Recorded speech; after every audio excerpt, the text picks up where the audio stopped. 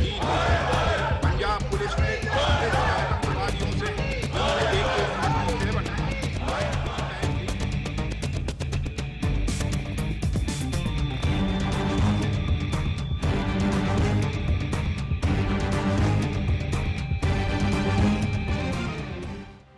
पक्ष में लोग विपक्ष में आ गए, विपक्ष के लोग सत्ता पक्ष में आए, ये भी परिवर्तन मैंने अपने आंखों से देखे। उसी प्रकार ये भी देखा जो आज मुझे अनुचित लगते हैं वो सभी प्रकार होते रहे।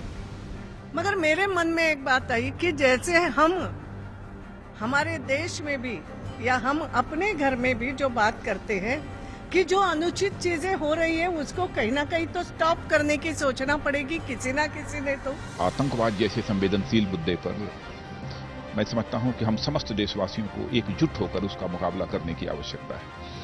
मैं सभी से यह विनम्र अपील करना चाहता हूं कि आतंकवाद को हम एक चुनौती के रूप में स्वीकार करें, किसी भी सूरत में हम विभाजित न दिखाई दें। मैं इस चीज़ के सख्त खिलाफ हूँ कि जब इतने बड़े हादसे हो जाएं, जहाँ आम आदमी की हत्या हो, हमें उसमें बहुत राजनीतिकरण नहीं करना चाहिए, कोई भी नहीं चाहता। लेकिन उसका ये मतलब नहीं कि हम उसकी समीक्षा नहीं करें, उसमें तहकीकात नहीं करें, और अगर कहीं गलती रह गई है, गलती हुई है, तो उस गलती को तो दुरुस्त करना पड़ेगा ना। विपक्ष से बात करना हमारा कर्तव्य है। और सरकार सदन चलाना चाहते हैं, कांग्रेस नहीं चलाना चाहते। हम क्या करें? मेरा प्रार्थना है, अनुरोध है कांग्रेस से, please cooperate in allowing the house to function. There are important issues like farmers issue, there are important issues like floods in Gujarat, there are important issues people want to raise on other subjects also. Please don't take away their right. विपक्ष पर एक दायित्व है विषयों को उठाना, ज्वलंत समस्याओं को उठाना। हम चाहते हैं कि इन पे चर्चा हो, बहुत विषय। पर अगर आप इस मॉनसून सेशन को देखें, सत्र को देखें, ये इसकी अवधि सबसे कम है और सरकार कोई विशेष लेजिस्लेटिव एजेंडा सरकार के पास नहीं है। शौकत अली साहब डीडवाना से और इसी के साथ साथ हमारे साथ राजेंद्र चौड़िया अजमेर से जुड़े हैं, दोनों से बात कर लेते हैं। शौकत साहब, आपकी क्या राय है? मेरा सवाल ये है साहब, ये न्यायपालिका, ये जो प्रशासन, ये जो सरकार रहती है उनकी कठपुतलियां बनी हुई रहती है, और इन जो काम होता है, जो बीजेपी सरकार है, ये सिर्फ आरएसएस की सुनती है और ना कांग्रेस की सुनती है, ना कोई किसी दूसरी पार्टी की सुनती है। जो आरएसएस कहेंगे तो वो भी करके दिखाएंगे। और न्यायपालिका बात है, न्यायपालिका जो सरकार कहेगी वैसा ही करेगी, न्यायपालिका किसी के साथ। चलिए, धन्यवाद आपकी इस राय के लिए। राजेंद्र चौड़िया जी, आप क्या कहेंगे? मैं अजमेर से राजेंद्र चौड़िया बोल रहा हूँ। सबको नमस्कार जी, बताएं सर। मैं अजमेर से राजेंद्र चौड़िया बोल रहा हूँ। सबसे पहले तो सबको नमस्कार। हाँ जी, नमस्कार। बताइए क्या कहना चाह रहे हैं? कहना चाहता हूँ, गायक होने के नाते आज मोहम्मद रफी की श्रद्धांजलि अर्पित करता हूँ जी। तीसरा, संसद सर्वोच्च सत्ता है, संसद के अंदर जो है वार्ता से तय करनी चाहिए। वार्ता तय नहीं करके हंगामे के अंदर काम करते हुए बहुत गलत चीज है, ये परंपरा। बिल्कुल, हंगामा गलत है, गतिरोध गलत है, और फिर भी गतिरोध कायम है। ऐसे हालात में राजनीतिक व्यवस्था का सबसे बड़ा सवाल है। आपका बहुत बहुत शुक्रिया।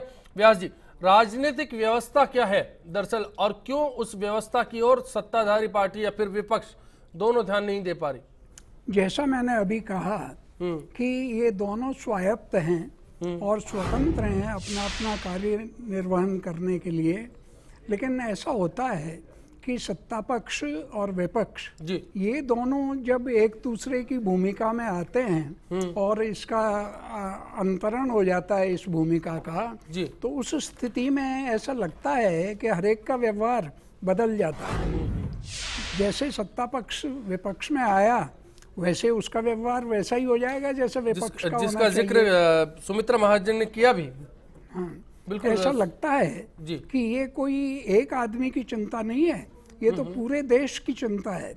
और मैं तो उस गरीब के बारे में कहना चाहता हूँ जिसको ये लगता है कि हमारी जो सबसे बड़ी संस्था है, संसद जैसी महान संस्था, उस संस्था में इस तरह का जो व्यवहार है वो शोभनीय नहीं है, वो संसद की गरिमा के भी विरुद्ध है। और मैं ऐसा मानूंगा कि संसद के जो सदस्य हैं उनकी गरिमा के भी विरुद्ध है, और हर नागरिक की गरिमा के विरुद्ध है। और भारत के बाहर भी जो लोग देख रहे होते हैं या जो जानते हैं इस बात जाहिर है मैसेज वो सारा का सही नहीं सारा जाएगा। मैसेज गलत जाता है कि इतने अच्छे देश में इतनी अच्छी जहाँ डेमोक्रेसी वर्क कर रही है, फ्री एंड फेयर इलेक्शंस का कॉन्सेप्ट है, इस तरह के देश में इस तरह से क्यों गतिरोध आ जाए। और गतिरोध अगर आवे तो दोनों पक्षों को कहीं मीटिंग पॉइंट तक आने की कोशिश करनी चाहिए। They must try to bridge the gap between the two. वो अपने अपने इंटरेस्ट को नापें तोलें और थोड़ा सा आगे आवें और ऐसे स्थान पर, ऐसे बिंदु पर आ जाएं जहां कोई समझौता हो सके, बैठ कर के बात करें आपस में सदस्यों की तरह से, घर के बिल्कुल मेंबर्स इस की तरह गतिरोध से। का हल बातचीत में नजर आता है, लेकिन ये बातचीत के द्वार संसद के बाहर, संसद के भीतर जिस तरह से उठ रहे हैं उसमें मुद्दों की बात की जाती है। मुद्दे एक दूसरे पर कीचड़ उछालने वाले होते हैं। बीजेपी कांग्रेस को और कांग्रेस बीजेपी को घेरती नजर आती है। खालिद कुरैशी है बीकानेर से हमारे साथ। बताइए खालिद जी, आप क्या कहना चाहेंगे? सर नमस्कार। नमस्कार सर, मनमोहन जी 10 साल तक नहीं बोले। अच्छा, पर मोदी साहब की एक चिप्पी पे इतना हंगामा क्यों है?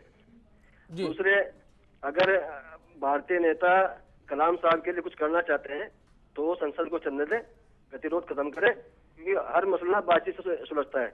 बिल्कुल, पार्टी लाइन से ऊपर उठकर बात करनी होगी, देश हित की बात करनी होगी, तभी रास्ता निकल सकता है। ओम सैनी जी, इस वक्त क्या सुषमा स्वराज, शिवराज सिंह देश में सबसे बड़ी समस्या है जिसका जिक्र कर रहे थे वेंकैया नायडू? उनका कहना था कि परेशानियां दूसरी हैं, उन पर भी बात करनी चाहिए, या फिर बात आज इसी पर होनी चाहिए? देखिए, सत्ताधारी दल तो अपनी किस्म से बात करेगा, इसमें कोई शक नहीं, लेकिन विपक्ष की भी अपनी जिम्मेवारी है। वो भी जिन बातों के लिए कमिटेड है, प्रतिबद्ध है जनता के सामने, तो वो भी अपनी बात कहता है, तो उसको समझना चाहिए।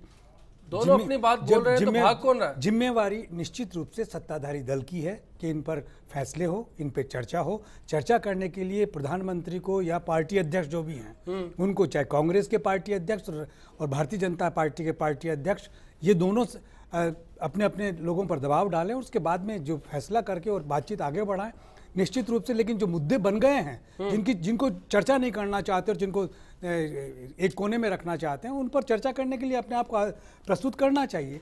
ये शर्त ये है कि जैसे विदेश मंत्री पे जो आरोप लगा है, तो अब इस गौरतलब है पिछला इतिहास तो यही कहता है कि तत्काल रिजाइन कर देना चाहिए और उसके बाद में वो हो। इसी तरीके से वसुंधरा जी पे जो लगा है उनको भी ऐसा करना चाहिए। लेकिन ये लोग क्यों बैठे हुए हैं? इनकी क्या अपनी नैतिक जिम्मेवारी नहीं है? नैतिक जिम्मेवारी का सिलसिला जो भुला दिया गया है, मेरा ऐसा ख्याल है कि इसको फिर से याद किया जाना चाहिए और संसद का गतिरोध समाप्त करने के लिए इन लोगों को आगे आकर के वो सब काम करने चाहिए जो पहले हो चुके हैं। और निश्चित रूप से वो प्रधानमंत्री इसके लिए बाध्य करे। हठधर्मिता का आरोप कुल मिलाकर सत्ता पक्ष पर लग रहा है। जाकिर साहब है बीकानेर से, बताइए आप क्या कहेंगे? सर, मैं ये कहना चाहता हूँ कि संसद की जो गतिविधि ठप हो रही है उसका जिम्मेदार कौन है? जिम्मेदार अभी की सरकार। मैं इनसे एक छोटा सा सवाल मेरे बीजेपी कार्यकर्ता से, कांग्रेस ने जो किया आपसे मैं एक सवाल पूछना चाहता हूँ। आप ये जो तीनों नाम उठ रहे हैं, इनका संसद तक इस्तीफा लीजिए और इस्तीफा लेने के बाद में संसद में देखिए क्या कहते थे, उनसे कांग्रेस वाले से पूछिए आप चाहते क्या है। हमने तो इनका इस्तीफा, अगर ये बेदाग है तो इनकी जांच होगी, सीबीआई जांच होगी, इनके स्पष्टीकरण से इनको वापस मंत्री बनाया जाएगा। चलिए, आरोप लगा है कीचड़ उछले। जाकिर साहब जी शुक्रिया जाकिर साहब आपका बहुत बहुत। पंकज जी, नैतिकता की बात है, सरकार नैतिकता नहीं दिखा रही ऐसा आरोप है। अगर आप जैसा कि आरोप है हठधर्मिता छोड़ देंगे तो शायद रास्ता निकल सकता है। अश्विनी जी, मैं कह रहा हूँ कि जब खुद जो है सुषमा जी ने कहा कि मैं अपने जो है बयान जो है मैं अपने संसद में चाहता हूँ चर्चा कराइए, मैं अपना जवाब स्वयं दूंगी। और मैं कह रहा हूँ कि जब ये जो बयान दिया जाएगा पूरी जनता सुनेगी और जनता सुनने के बाद क्या पवन बंसल से जवाब मांगा गया था? नहीं, आप कहते थे चर्चा कराते तो मना करते क्या? आप चर्चा करवा लेते। यदि बीजेपी ने मना किया हो कि हाँ चर्चा नहीं कराएंगे, आप तैयार होते तो बात बताए थे कि हाँ नहीं होते। और यदि ये बात कर रहे हैं अश्विनी कुमार जी की, अश्विनी कुमार जी ने तो देश की न्याय प्रणाली में, देखिए अश्विनी कुमार जी ने तो देश की न्याय प्रणाली के ऊपर प्रश्न उठाया था कि जहां कोर्ट में एसआईटी की जांच चल रही थी उसकी फाइल को मंगवाया गया था। तो वो बेसिकली संसद नहीं, वो तो आपने खुद ने ऐसा काम किया जिसके बारे में आप जवाब देने लायक ही नहीं थे। तो हमने तो कहा दे दीजिए थे, आप सुषमा जी की सियासी सत्ता तो राज्यसभा से प्रारंभ हुई है, जहां कहा कि इसके साथ में मत विभाजन होगा और जेटली जी ने कहा नहीं, वो आप खुद चर्चा करेंगे, खुद जवाब देंगे, मत विभाजन की बात। मैं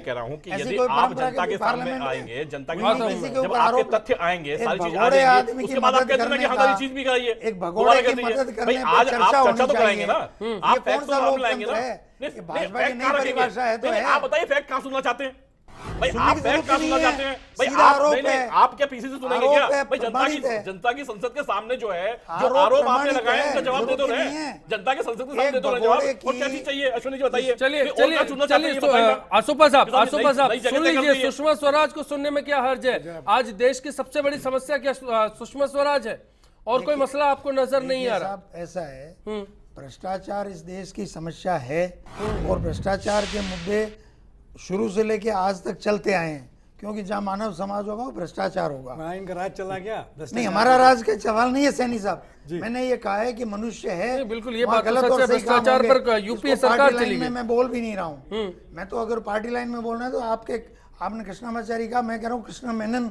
का जीप कांड में पहला इस्तीफा हुआ था नेहरू जी के जमाने में, और आपने उसको संज्ञान नहीं लिया कि मुख्यमंत्रियों का इस्तीफा पार्लियामेंट के हंगामे से हुआ है। अंतुल्य और गुंडोरा उसके कांग्रेस के उदाहरण है। पर मैं तो ये कह रहा हूँ कि भगोड़ा ललित मोदी के बारे में सीधे बात है कि वो भागा हुआ इंसान है और उसके ऊपर हजारों करोड़ रुपए के काले धन के जनरेशन के चार्जेस हैं और उसकी मदद सुषमा स्वराज जी ने की है, स्वीकार किया है। वसुंधरा जी ने उसके लिए अंडरटेकिंग दी है, स्वीकार खुद ने किया नहीं है। उनके दूसरे लोग जो हैं वो उसका डिफेंस ले रहे हैं और व्यापम के अंदर अल्टीमेट दबाव में मैं चलिए इससे परे जाकर आसोपा साहब एक सवाल कर रहा हूं। ठीक है, केंद्र सरकार नरेंद्र मोदी इस मसले पर नहीं बोलते। सवाल है मानसून सत्र की अवधि का, बहुत छोटा मानसून सत्र है, ऐसे में केंद्र सरकार मान लीजिए इस्तीफा नहीं लेती तो क्या सदन यूं ही रहेगा? भ्रष्टाचार गरीब के लिए भी उतना ही जरूरी मुद्दा है साहब, भ्रष्टाचार गरीब के लिए भी उतना ही। चलिए मैं जरूर पंकज जी से पूछूंगा भ्रष्टाचार से क्यों भागना चाहते हैं जब हर सभा में नरेंद्र मोदी जिक्र करते हैं भ्रष्टाचार का। फिलहाल अशोक पंडित जी हैं अजमेर से अपनी राय के साथ, बताइए अशोक जी। पारिक साहब नमस्कार। नमस्कार पारिक साहब, भारतीय जनता पार्टी की जो कार्यक्रम है जो ये पार्लियामेंट में कर रहे हैं इसको पूरा देश देख रहा है और ये बहुत ही विचारणीय बात है और देश तरफ को देख रहा है कि ये रूलिंग पार्टी जो सारी उम्र जिसने एग्जाम्पलें पेश करी हैं और ये कहा है हम ये करेंगे वो करेंगे, आज इन 3 चोरों को रिजाइन देने के लिए इनको तकलीफ हो रही है। ऐसा क्या है भाई, ऐसा क्या रिश्ता है उन लोगों से जब इन्होंने इतने घोटाले कर दिए व्यापम जैसे, फिर भी ये उसको रिजाइन देने के लिए तैयार नहीं है। देश कभी इसको माफ नहीं करेगा और पूरा देश का युवा इस कार्यक्रम को देख रहा है। चलिए दाग तो दाग होते हैं, अच्छे और बुरे नहीं होते, और ऐसे में जब दाग लग जाते हैं तो सवाल भी खड़े होने लग जाते हैं। एक ब्रेक के बाद जब लौटेंगे सवालात का सिलसिला जारी रहेगा। आप देखते रहिए बिग फाइट लाइव।